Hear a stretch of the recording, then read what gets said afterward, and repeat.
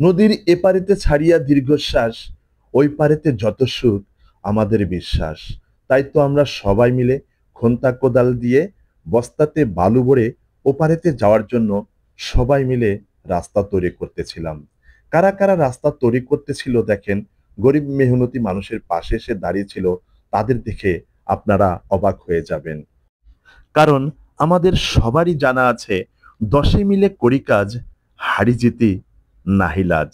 তাই তো বেতিল গ্রামবাসীর একদম আপার লেভেল থেকে শুরু করে একদম গরিব মেহনতি খেটে খাওয়া মানুষের সাথে সবাই মিলেজিলে যে কাজ করতেছিল, দেখেন আপনারা দেখলে অবাক হয়ে যাবেন যে বেতিলের মানুষজন কতটুকু বন্ধনে আবদ্ধ থাকে।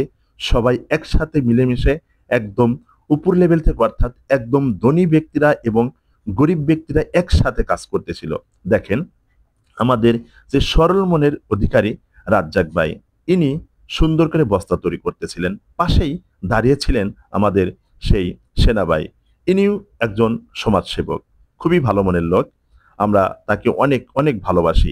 এখানে আফসার ভাই দড়িগুলা কেটে কেটে রেডি করতেছিল, দুলে ভাই বেলচা দিয়ে বস্তার ভিতরে বালু ভরতেছিল। এদিকে আলী ভাইও কিন্তু ওই রকম পরিশ্রম করতেছিল। এই দেখেন যে আলী ভাই বস্তা আবার টেনে দুলে ভাইয়ের কাছে নিয়ে যাবে, আর দুলে ভাই সুন্দর করে বেলচা দিয়ে দিয়ে বস্তার ভিতরে ভালো করে দেবে। আর এরকমটা নিয়ম করা হয়েছিল, যারা ওপারেতে যাইতে নিবেন তারা অবশ্যই একটা করে বস্তা টেনে হাতে নিয়ে যাবেন।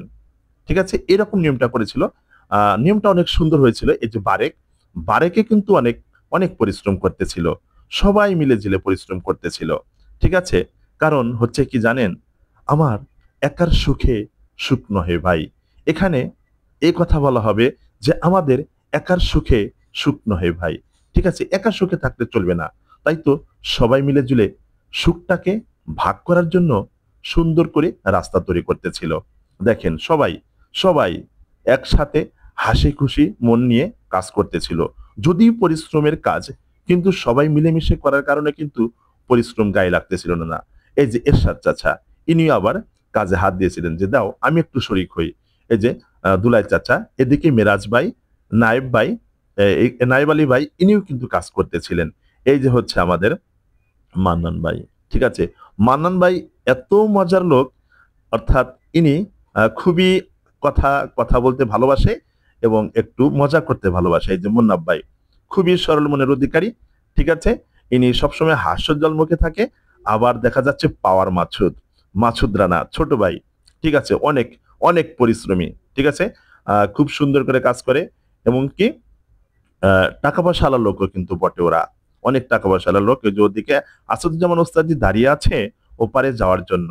ঠিক আছে, সবাই এই দেখেন মুন্না ভাই এখন বেলচা মারছে, বালু দিয়ে দিয়ে বস্তা সুন্দর করে তৈরি। আবার দেখেন কি কাণ্ড, দেখেন এই যে গুনি ভাই, সেনা ভাই, এরা এরা এসে কাজে যখন হাত দেয় তখন কি কেউ বসে থাকতে পারে বলেন?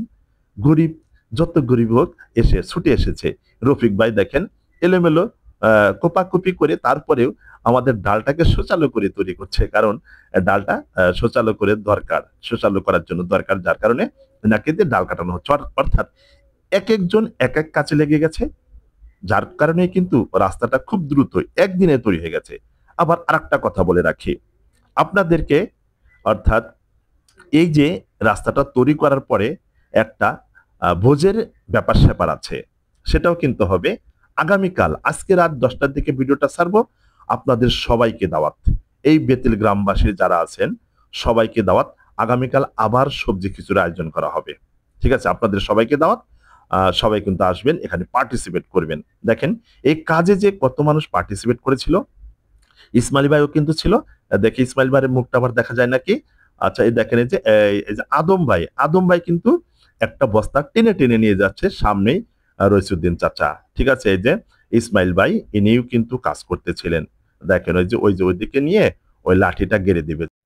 দেখেন কত সুশৃঙ্খল ভাবে কাজ করতেছিল আমাদের এই বেতেল গ্রামের লোকজনেরা। এখানে কিন্তু কোনো প্রকার চেয়ারম্যান মেম্বার এসে যে তাদেরকে দেখিয়ে দিবে এরকমটা কিন্তু হয়েছিল না। সবাই নিজ নিজ দায়িত্বেই কাজ করতেছিল।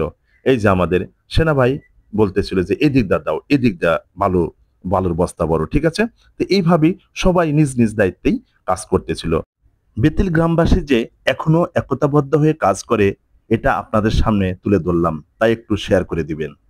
নিজ নিজ দায়িত্বে কাজ করুন, কাজের প্রতি কেউ অবহেলা করবেন না।